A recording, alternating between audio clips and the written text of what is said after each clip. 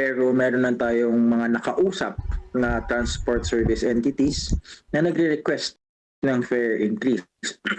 At the same time, yung mga request na yan, yung mga petition na yan, is isasubmit natin yan sa central office, and then si central office yung magde-determine if kailangan na ba natin ng additional na fare increase. Sagutin ko yan siguro in a way para mas madaling maintindihan ng ating mga kababayan, no, pati ng mga nasa transportation sector.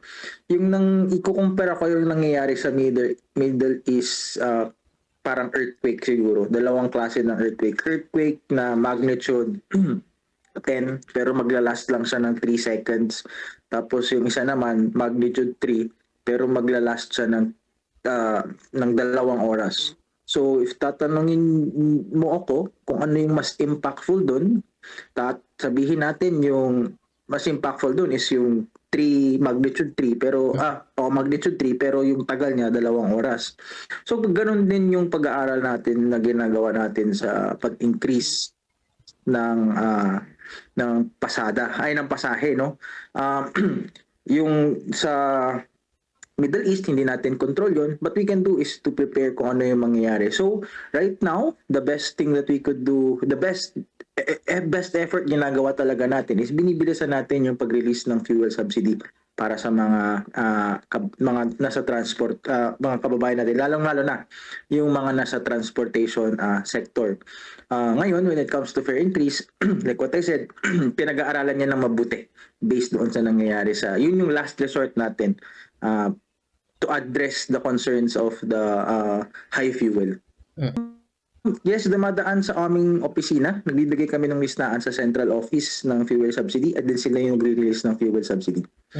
May mga nakatanggap na ng fuel subsidy in the past week, and then kami naman dito sa Region 1, magsasubmit ulit kami ng listahan hoping na makatanggap ulit ng mga TSE natin ng fuel subsidy. It will depend kung anong klase ng denomination ng sasakyan mo. For traditional, meron tayong 5,000. Sa modernized naman, I think it's around 10,000 or 12,000, around that around that amount. Yung pamasahe, Oliver, it will depend sa distansya.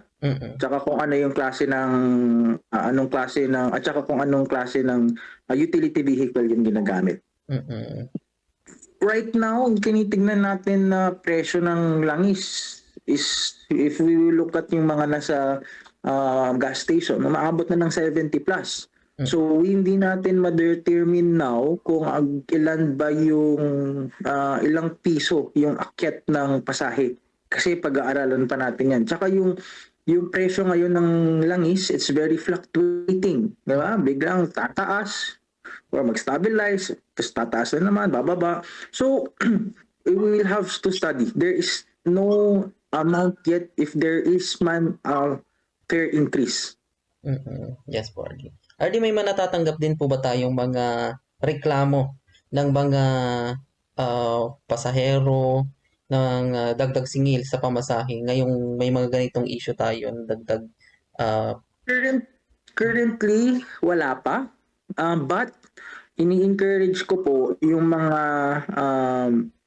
pasahero natin na pag sumasakay po sila sa public utility vehicles natin, is manghingi po sila ng fare matrix. Dapat po yung mga utility vehicles natin, meron po sila ng fare matrix. Andun po yung guide na binibigay ng LTFRB based po magkano lang po dapat yung magkano lang po yung sisingilin nila. If may mga times na tingin nila mahal yung paningil sa kanila, i-record po nila. Bigay po nila sa amin yung plate number, yung case number na naka-attach doon sa sasakyan para po ma-actionan namin dito sa opisina. Yun, possibly suspension nung prangkisa nila. Kasi alam natin yung kinalalagyan natin ngayon is not normal, di ba? There is may giyera na nangyayari sa Middle East. Yung indirectly tayo affected, yung nararamdaman natin indirectly in a way na hindi tayo kasama doon sa giyera, but ang nararamdaman natin is yung pagtaas talaga ng fuel. So doon tayo affected. So it's not normal times kung saan tayo ngayon. Yung mga ganyang penalty, I think it will be discussed during the hearing na gagawin namin, but definitely suspension po. Aligned din yan.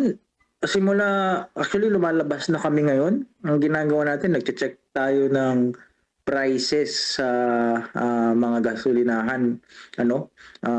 Kakaroon din kami eventually ng mystery passenger para tignan natin kung sumusunod pa rin ba sa fare matrix na inisyo ng LTFRB yung mga TSEs natin. Yes, para po sa ating mga kababayan, mga pasahero po, pati na rin po sa ating mga operators, mga transport service entities, hindi po normal